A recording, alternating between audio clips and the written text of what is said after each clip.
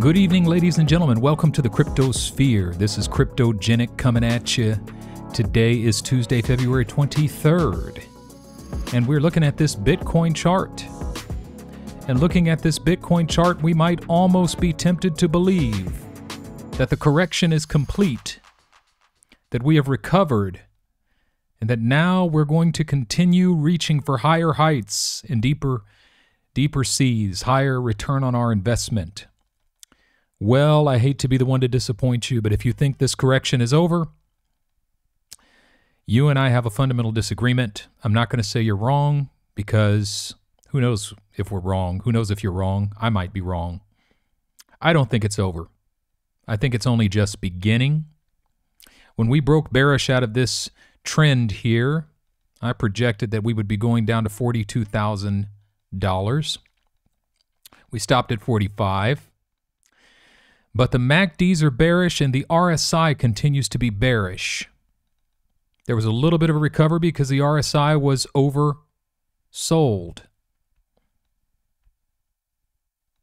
But I think probably sometime during the night, Bitcoin's going to begin to drop again, and it's going to take the whole market down with it. Now, I want to show you something real quick. This is BCH, which I believe is flying way under the radar. This, to me, is like the most important buy in the market right now, BCH. And I think, look at these MACDs, like severely bearish. The RSI is bearish. And it looks like we've had a little bit of a recovery, but I don't see it going anywhere. I think it's going to dump again, probably in the middle of the night, while we're sleeping, while I'm sleeping. If you're on the other side of the world, it's during the day.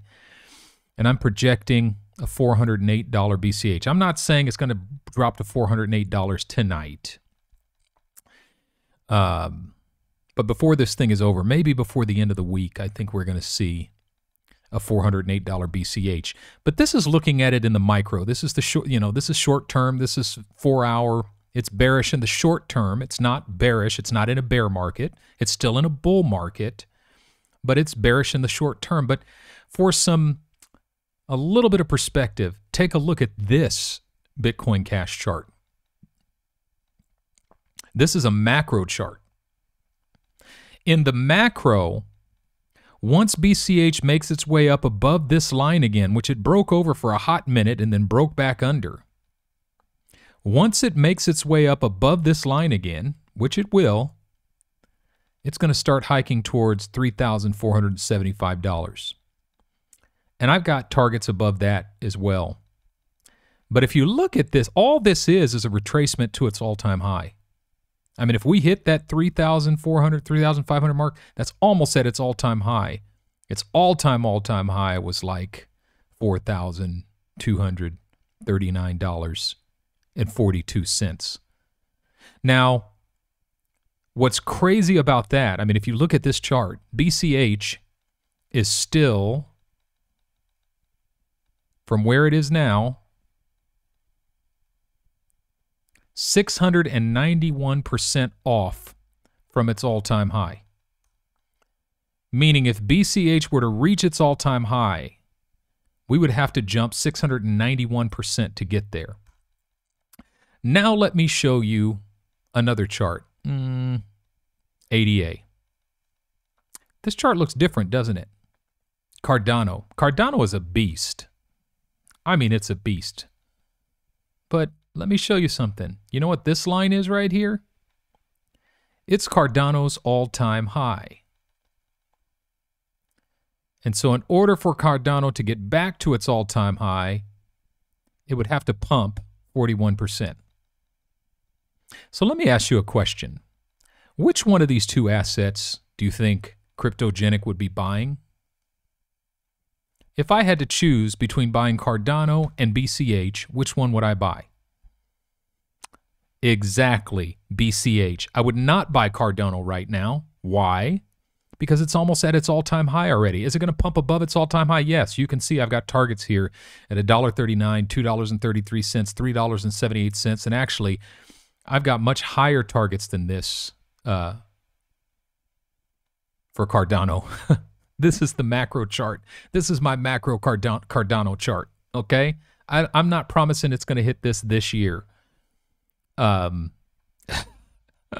that just seem nuts? An $87 Cardano, I was buying it for 24 cents, right? What's the point I'm making? The point I'm making is that short-term volatility, it is never as important as long-term viability. And so when you buy into an asset, you buy an asset that has long-term viability. And what I look for, the ones that I put money into, are the ones that have not yet pumped the way the others have pumped. And so BCH, still almost 700% before we even get to the all-time high. And then once we get to the all-time high, I mean, the sky is the limit from there. You want me to show you my next target? $144,182.69. We'll talk more about that in another video. But in the meantime, I think we're bearish.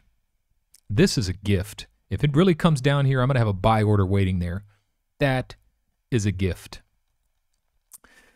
Ethereum. We're not done, folks. I really don't think we're done. I mean, look how bearish this MACD is. It looked earlier to me like we were building a bear flag. And we still might be. But I'm calling a $1,200 Ethereum before this correction is over. I'm calling a $1,200 Ethereum. Litecoin. Litecoin actually hit its bearish target and then broke below it. But guess what I think is going to happen? I think this is a bear flag here. I have buy orders on Litecoin down in these areas, 141 and 128. That's where I think it's going. Is it going to go there overnight? Probably not. It's going to take a little time to get there. But I don't think we're done. Won't talk about that. XRP. Does this look familiar? You know what this looks like? It looks like Bitcoin Cash, doesn't it? Almost the same as Bitcoin Cash. Isn't that interesting? There was no FUD about Bitcoin Cash. There was no SEC lawsuit. But in a sense, Bitcoin Cash is further behind than XRP is because XRP is 595% off from its all-time high. And Bitcoin Cash is almost 700%, 691% off from its all-time high. So comparatively, in terms of percentages, BCH is actually sitting in a better place, a more buyable place right now than even XRP. The only difference for me between XRP and BCH, I will not be shy in telling you that XRP and BCH are my two biggest these are my two biggest coins. Why? Because I believe XRP has the biggest short-term return. And when I say short-term, I mean 2021. And for me, BCH has the biggest long-term return on investment. And so those two coins I'm going to be focusing a lot on in the days to come. There's some others. Tron. I haven't talked a whole lot about Tron. I see us returning to 3.9 cents and probably even, honestly, I see us returning to going down to 3.4 cents. Great buy-in opportunity for Tron there. Digibyte. I got to buy me some more Digibyte. I said last night, I told my patrons last night that if it dropped down to point, or did I say it in my video, that if it dropped down to 5.5 cents, I would buy more. And guess what? It dropped below that. It dropped down to 5.2 cents, but I was too late. I didn't buy it at that point. But have no fear. I see it dropping lower. Let's see if I can find a trend line. Yep, the next level of support is probably right about there at 4.5 cents. We might get a great opportunity to buy Digibyte for 4.5 cents. If so, I'm buying the crap out of that, John. One more. How about Link? I think we're going to see an $18 Link, folks.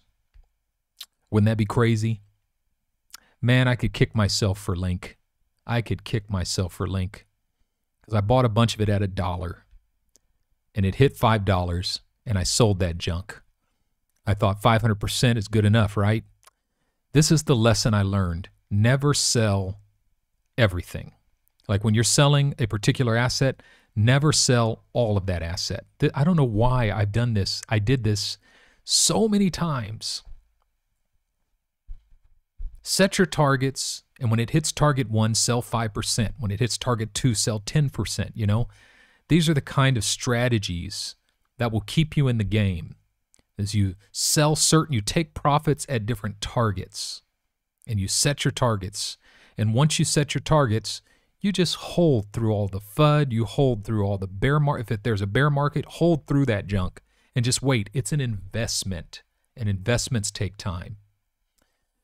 So, with that being said, guys, this isn't over.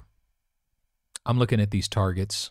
Honestly, I see Bitcoin coming down to at least 42,000, maybe 38,000 before it turns around. That's what I think. I could be wrong. It's not FUD.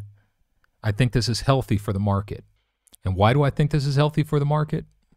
Because this is the macro perspective. Even if we went all the way back down to $38,000 or even $32,000, we'd still be in this same candle. In the long run, it wouldn't change this scenario. It wouldn't change this scenario not one bit. It wouldn't even take us out of our bullish continuum here. The trend is strong. We're moving forward. We got higher heights. So, with that being said, you know what to do. Sleep in peace every night, wake in joy every morning, walk in love every day. And this is Cryptogenic signing out.